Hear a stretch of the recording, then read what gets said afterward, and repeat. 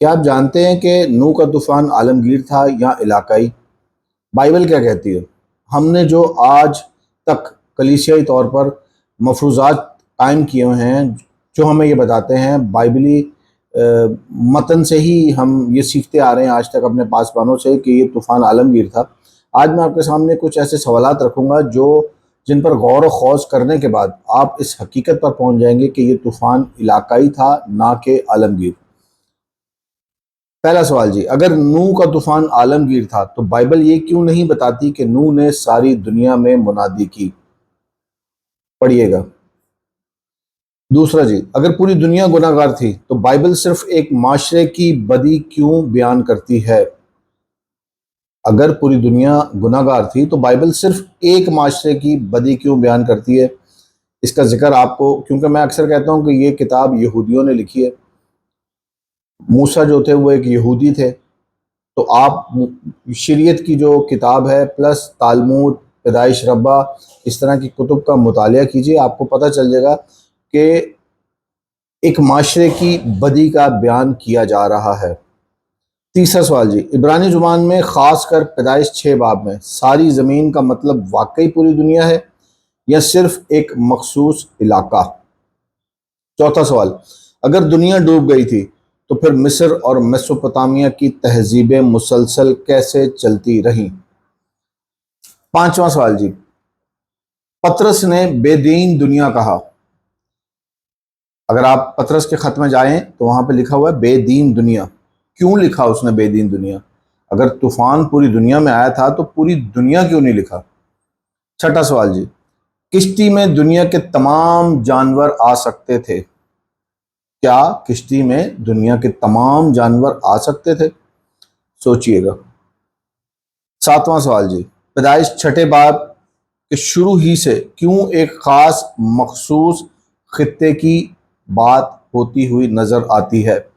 پڑھ لیجئے بائبل کا ترجمہ جو اصل زبان یعنی عبرانی کی اصل زبان سے بہت قریب ہے، NASB کا ترجمہ پڑھ لیجئے، وہاں روئے زمین جو ہمارے اردو میں ترجمہ آیا اس کے لیے فیس آف دا لینڈ آیا ہے، ٹھیک ہے۔ آٹھواں سوال، کیا نوح نے تمام جانوروں کے لیے کھانے کے لیے کوئی سٹوریج بنائی ہوئی تھی؟ 1 سال کا کھانا چاہیے تھا جی تقریباً، تو کیا سوال ہے نوح نے تمام جانوروں کے کھانے کے لیے سٹوریج بنائی ہوئی تھی؟ 9واں سوال جی، کیا بائبل میں ایرٹس کا مطلب ایک خطہ یا ایک ملک یا ایک زمین کا حصہ بھی ہوتا ہے؟ سوچئے گا۔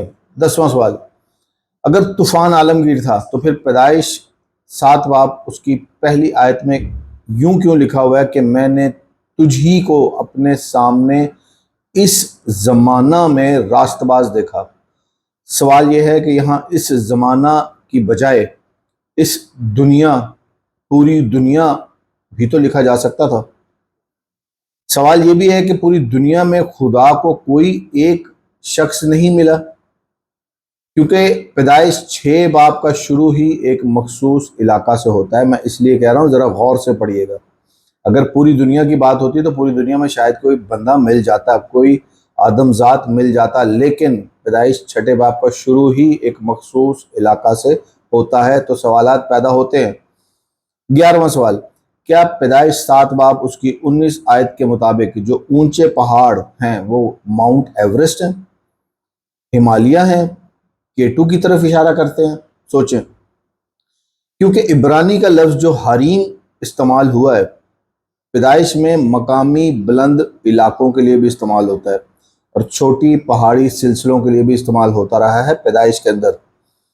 پیدائش 7 باب اس کی 7ویں اور 8ویں آیت میں خدا نوح کو کہتا ہے کہ پاک اور ناپاک جانور لے جاؤ۔ کیا یہ تفریق پوری دنیا کے جانوروں پر اپلائی ہوتی ہے یا یہ صرف نوح کے علاقہ کے جانور تھے؟ کیونکہ پاک اور ناپاک کی تمیز بعد میں بنی اسرائیل کو دی گئی تھی۔ آپ موسیٰ کی شریعت کو پڑھ سکتے ہیں۔ 13واں سوال جی، اگر طوفان واقعی عالمی تھا تو زیتون کے پتے نوح کے علاقہ میں کیسے ملے؟ اگر یہ عالمگیر تھا، بہت پانی تھا، تو یہ جو زیتون کا جو پتا تھا یہ نوح کے علاقہ میں کیسے تھا؟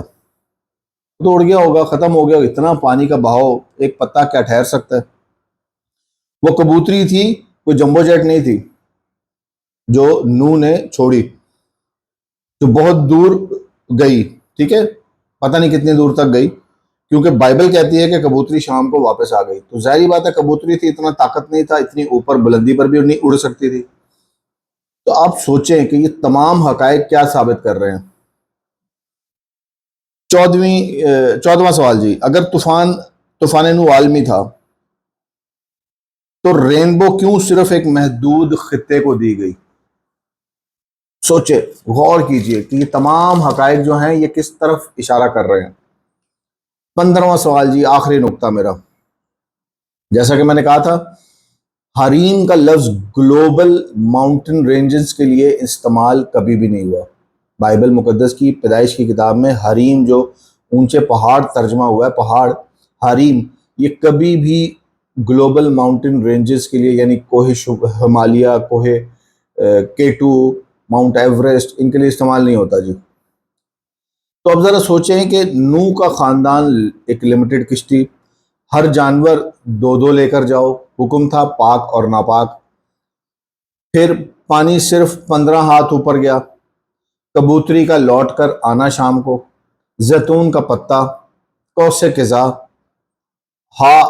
ایرٹس کا لمیٹڈ استعمال، پیدائش کا 6 باب اگر آپ پڑھیں تو یہ لمیٹڈ استعمال ہو رہا ہے جی، ایک محدود خطے کی بات ہو رہی ہے۔ روئے زمین مطلب face of land, not face of whole ارتھ۔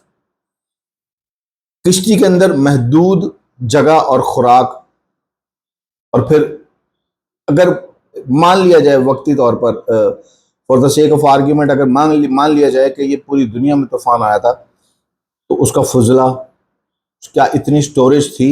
سوچیں، 7 دن کا انتظار، پھر اس کے بعد جب اس نے کبوتری جب وہ پتہ لے کے آ گئی تو پھر بھی اس نے 7 دن انتظار کیا۔ پھر اس کے بعد جی اسٹڈی آف کول ایرٹس، یہ عبرانی کا ورڈ ہے، ساری زمین، ٹھیک ہے، یہ تمام چیزیں جو ہیں، اور پھر حریم، خاص طور پر حریم جو پہاڑ کے لیے استعمال ہوا ہے، جو کہ علاقائی چھوٹے پہاڑوں کے لیے پیدائش کی کتاب میں استعمال ہوا ہے، یہ عبرانی ترجمہ اس بات کو بآواز بلند بتا رہا ہے۔ یہ تمام مدرجہ بالا تمام حقائق اگر آپ ملائیں تو کیا منطقی نہیں بنتا کہ یہ طوفان عالمگیر نہیں تھا بلکہ علاقائی تھا؟ سوچئے گا ضرور۔ یہ تمام سوالات میں نے اس لیے نہیں رکھے کہ میں کسی کو چیلنج کروں، بلکہ میں نے اس لیے رکھے کہ بائبل مقدس کو ہم صحیح طور پر سمجھنے کے قابل بنیں۔ God bless you all, thank you very much.